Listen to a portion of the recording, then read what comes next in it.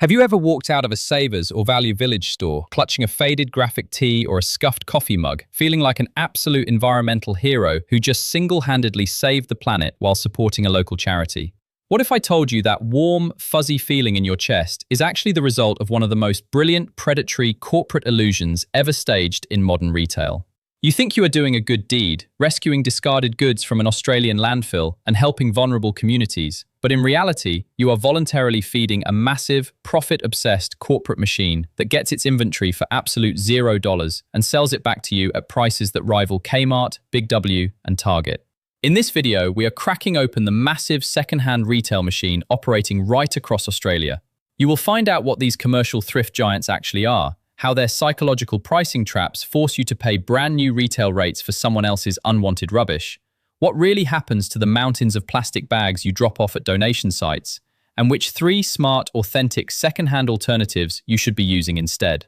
Stay tuned right until the very end, because the single most disturbing revelation about where your donated clothes actually end up, and who gets pushed out of the market as a result, is sitting in our final breakdown, and once you see it, you will never look at a thrift rack the same way again. Before we start naming specific commercial operations, let us lay down the raw mechanics of how second-hand retail is supposed to work versus how it has been warped by corporate ambition. Think of a genuine community thrift shop, like a vintage Japanese hatchback. It is low overhead, lightweight, run by passionate volunteers, fueled by direct community goodwill, and built to keep costs virtually non-existent, so every single dollar generated goes straight into funding its core social mission. It is a simple, direct engine of local relief. Now contrast that with the modern corporate megastore model. This is not a humble community engine. It is a multinational freight train designed to maximize volume and capture commercial margins. When a mega chain takes over the second-hand space, it operates on a simple, ruthless equation. Extract raw inventory from the public at zero acquisition cost, wrap the physical store in clean department store aesthetics, apply high-throughput processing tactics, and price items right up to the absolute ceiling of consumer tolerance. To pull this off without triggering public outrage, the industry relies on a psychological buffer known as charitable halo framing. By placing donation bins under the umbrella of well-known community organizations, or splashing warm, altruistic imagery across the storefront, the commercial entity creates a subconscious assumption in your mind that the store itself is a non-profit entity. You assume the staff are volunteers, the margins are small, and the surplus revenue pays for local soup kitchens or crisis accommodation.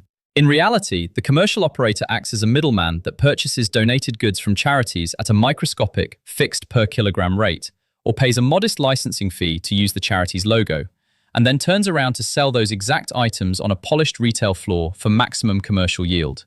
The gap between what the charity receives per kilo and what you pay at the register is a massive, lucrative spread that funds institutional shareholders, executive compensation, and aggressive corporate expansion. Worse still, the physical goods entering this pipeline have fundamentally changed over the last 2 decades. We used to live in an economy of durable goods, where a wool jacket or a solid timber table could pass through 3 generations before ever seeing the inside of an op shop. Today, the supply chain is utterly flooded with cheap, short lifespan fast fashion, engineered to degrade after 5 washes. These low-quality garments are dumped into donation bins by the truckload, effectively turning donation centers into unpaid sorting facilities for textile waste. The corporate operator sorts through this ocean of low-grade synthetic material, picks out the absolute top fraction to mark up at near-new prices, and leaves the remaining bulk to be bundled, exported, or landfilled. Every step of this pipeline is engineered to extract maximum cash from your pocket while maintaining the saintly illusion that you are saving the world. Let us pull back the curtain on the actual players operating across Australia, starting with the least obvious offenders and moving straight to the undisputed heavyweights of the second-hand retail industry. Take a look at Vinnie's, operated by the St Vincent de Paul Society. Most Australians view Vinnie's as a neighbourhood institution, a cosy, community-funded haven where you drop off your unwanted winter coats to directly shelter families in crisis. And historically, that image was accurate.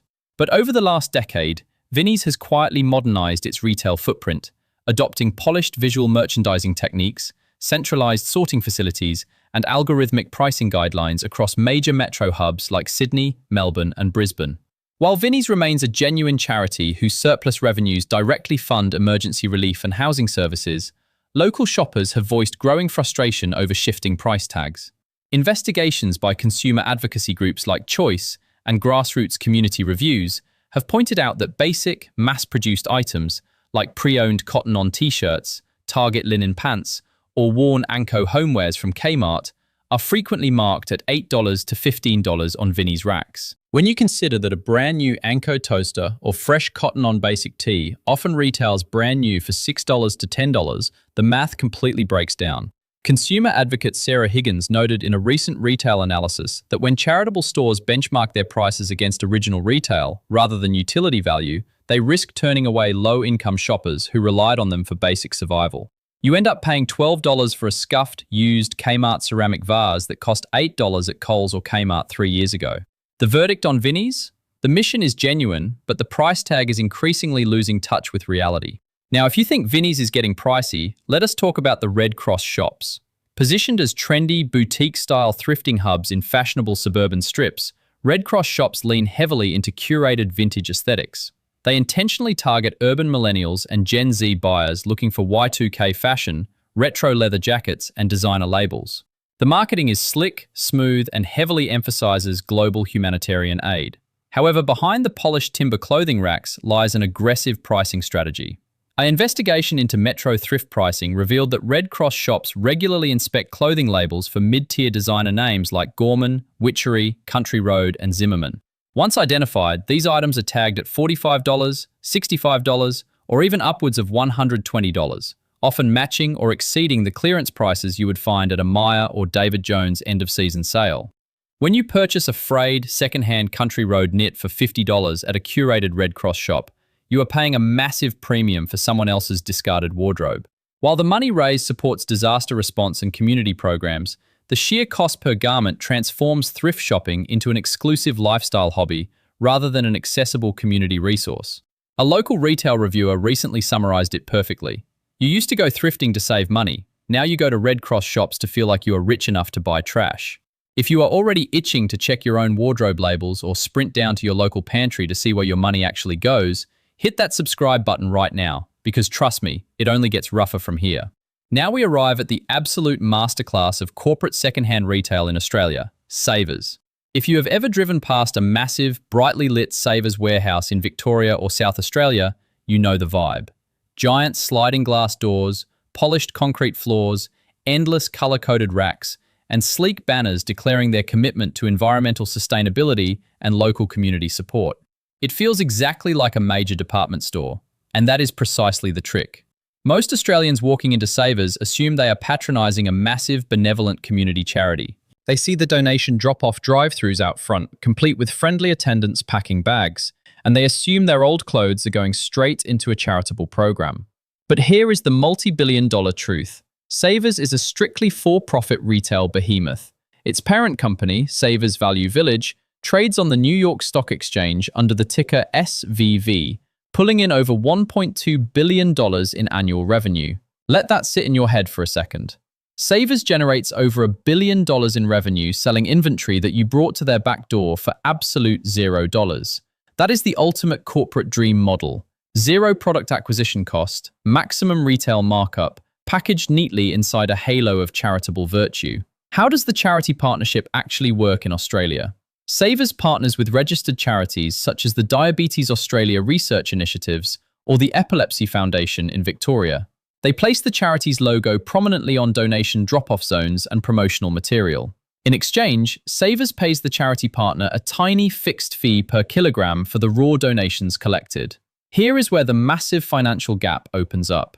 A 2016 investigative report by the CBC, mirrored by Australian consumer watchdogs examining corporate donation schemes, highlighted that the flat per kilo rate paid to charity partners represents a tiny sliver of the retail value Savers extracts from those same items on the store floor. If you drop off a high-end designer coat, a vintage cast-iron casserole dish, or a working kitchen appliance, the charity might get 25 to 50 cents per kilogram for that bag. Savers then processes that bag, slaps a $45 price tag on the coat, an $18 tag on the dish, and a $25 tag on the appliance, pocketing the massive commercial spread for its corporate structure and shareholders. The charities are not technically being scammed. They sign the contracts and gladly accept the steady, low-effort revenue stream.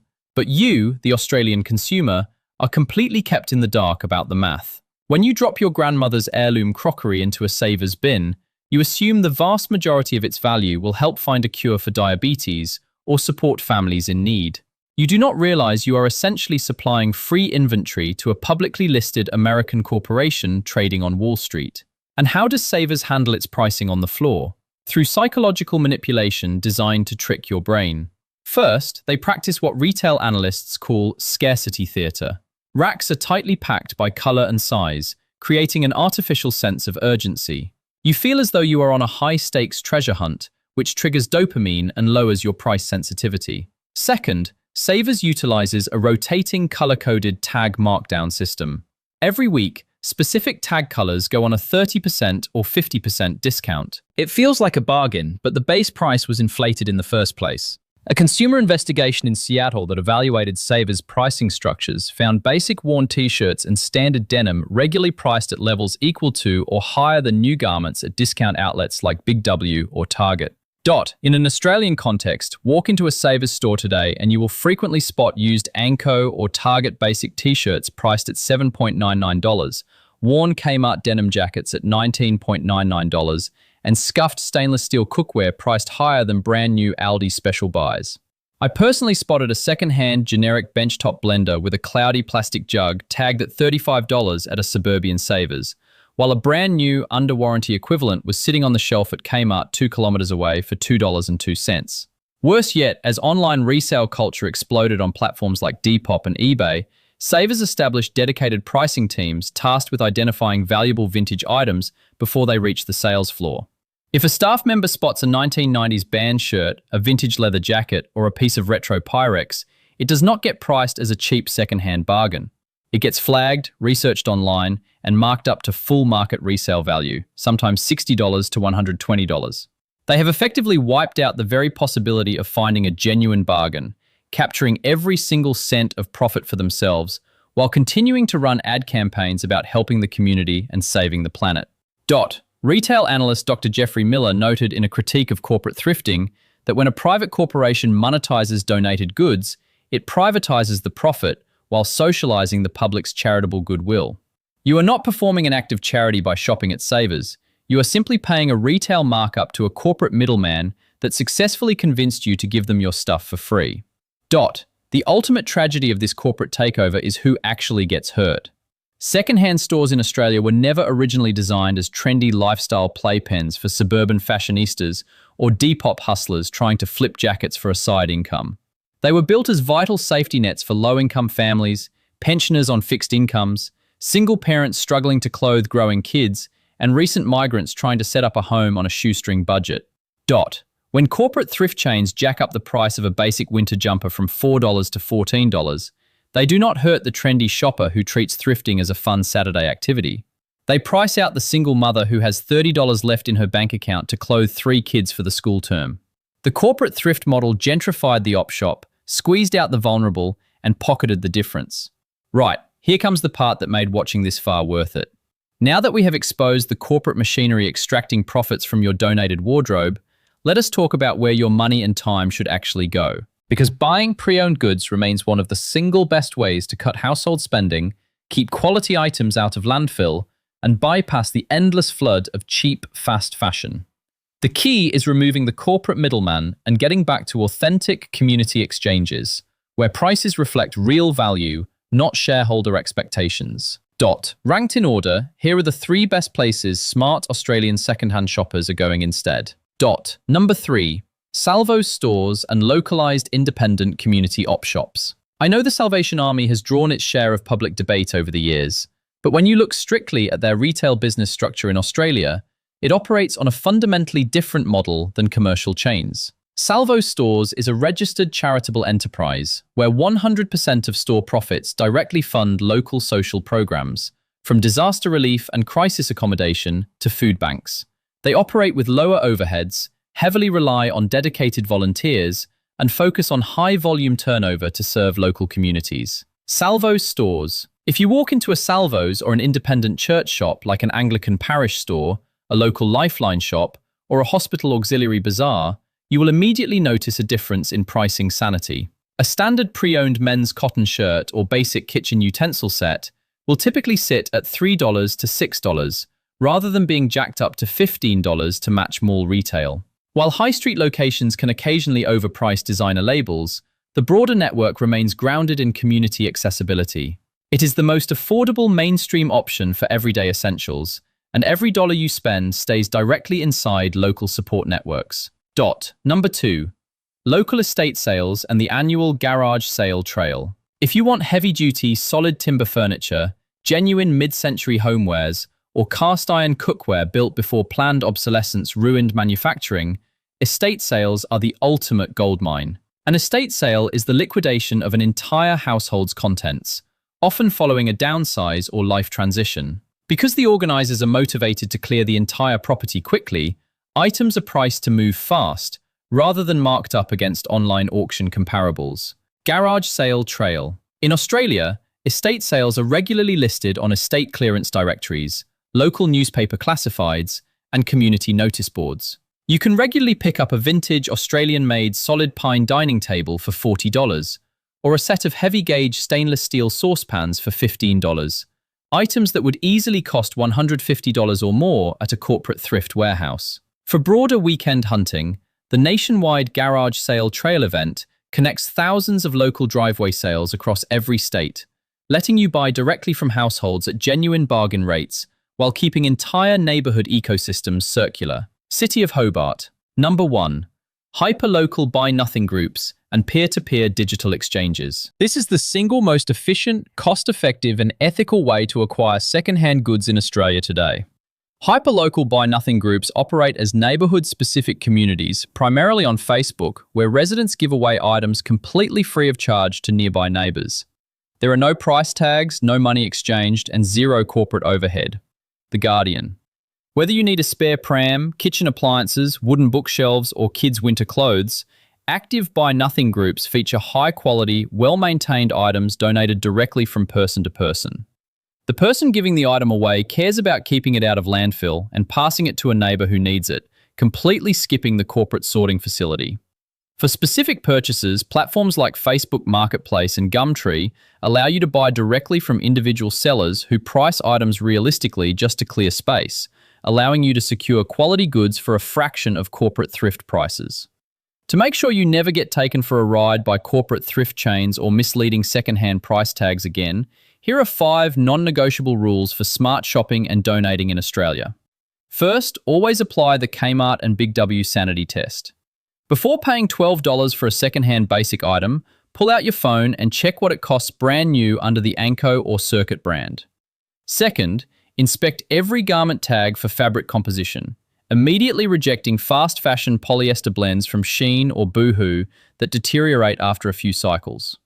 Third, examine all electrical appliances for a clear safety inspection tag, because unverified second-hand electronics are a safety hazard and a financial gamble. Fourth, sanitize every single thrift purchase before bringing it home, washing fabrics on a hot cycle to eliminate dust and contaminants. Fifth, stop dropping valuable vintage or high-end items into unverified collection bins.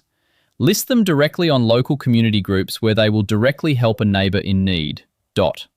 At the end of the day, the fundamental truth about corporate thrifting in Australia is straightforward. Major commercial entities built a massive retail machine by monetizing public goodwill and selling free inventory back to consumers at inflated prices. They took an authentic community safety net designed for vulnerable families and turned it into a high-margin corporate engine. But once you understand how the mechanics work, you hold all the power to bypass the middleman entirely. Thank you so much for taking the time to watch this investigation. If this breakdown opened your eyes and changed how you think about where you shop and donate, please share this video with a friend or family member. You definitely know someone who still thinks every big thrift warehouse is a charitable non-profit. Drop a comment below and tell me, which of these major chains or unexpected price tags surprised you the most in your local area? Hit that subscribe button right now, because next week we are cracking open the dark secrets of the Australian bedding and mattress industry, exposing how the exact same foam mattress gets rebranded under 4 different names across major retail chains with a 400% markup. See you next time, stay sharp and keep questioning the label.